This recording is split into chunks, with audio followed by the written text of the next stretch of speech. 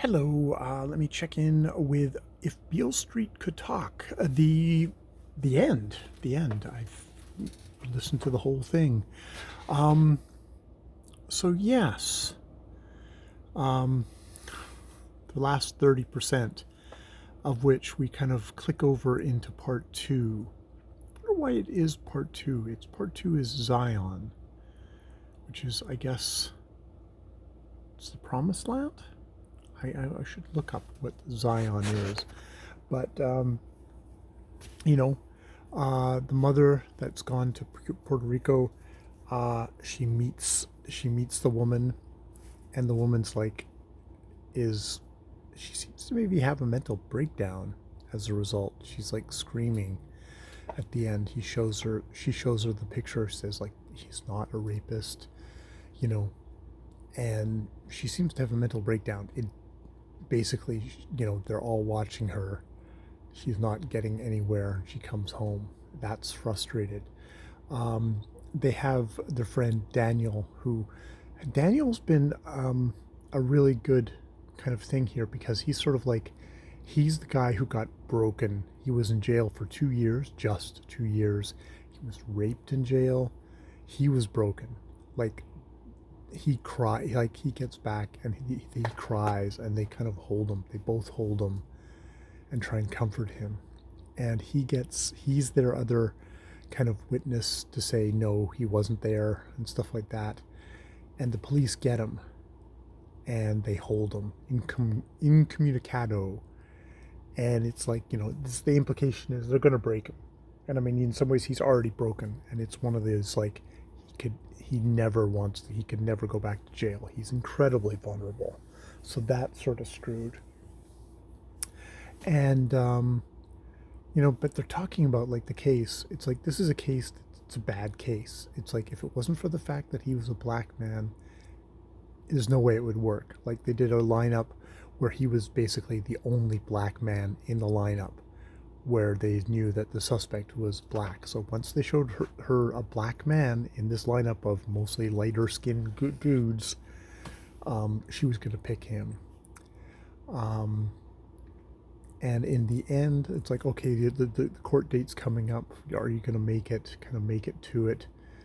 And suddenly it gets postponed because she's had a mental breakdown, possibly because of the mother. And they're going to postpone it until she's feeling better, which is like, as the two fathers, Frank and Joe, are talking, like, it's like they've got him. He's screwed. She's heavily pregnant. Part two opens with more of kind of his perspective, even though it's told from her point of view still, of like in the jail, and actually it kind of opens with him, touching himself, of masturbating, and it's like it's his only friend left. It's his only thing. He tries not to think of her, Tish, in there because he doesn't want to bring her in there. And the kind of the climax, his climax is sort of like this kind of a climax of pain, in a way. Yeah, it's kind of a really interesting scene of itself. He starts off in a dream, and like this is the good thing of a dream. It's like it's a dream of him like looking at a piece of wood, like as a sculptor, and looking at it and not being sure, and then saying and calling it a cunt. And then he wakes up and it's like,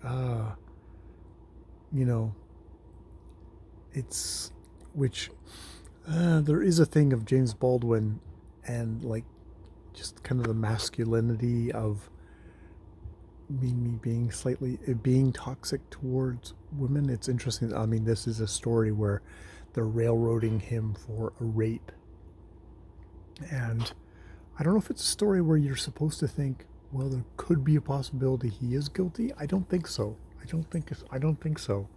But you always want to let that things be open, because like there's a lot of violence of men towards women in this. So I don't know. Um, it actually ends with Fonny's father. Is it Fonny's father? Basically, he gets fired because he'd been stealing stuff at work, because basically they've been all trying to hustle to get money for the legal defense, money to, like, for bail, which maybe they'll be able to get, maybe they won't. It hasn't been agreed on. He gets fired. He's heard the bad news about the case, and they found his body in his car, way up in the woods, motor still running, all the windows closed, like he's asphyxiated himself with carbon monoxide, maybe, is the implication.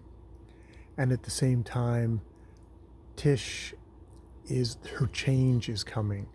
And it's funny because it's like, it's a change because it's going to change her into a mother. Her child is coming. It's kind of a new beginning that way, but there's also just sort of this change of I'm waiting for the change. We're waiting for the change. It's like this was written in 1973, but we're still waiting for the change to happen. And it hasn't happened yet, which is a sad and bitter note to end it on. Yeah. So that is If Beale Street Could Talk by James Baldwin. I should look up the song and what the lyrics are. I just, though that, If Beale Street Could Talk, because it's a song, which I don't think gets referenced in the movie, in the story, in the novel. Other things, B.B. King gets referenced, Ray Charles gets referenced, but I don't think we talk about If Beale Street Could Talk in there. So yeah, that's that. I'm really glad I listened to that. That was an awesome way to kind of get out of a bit of a doldrums, is James Baldwin. All right, I will leave it there. More videos later.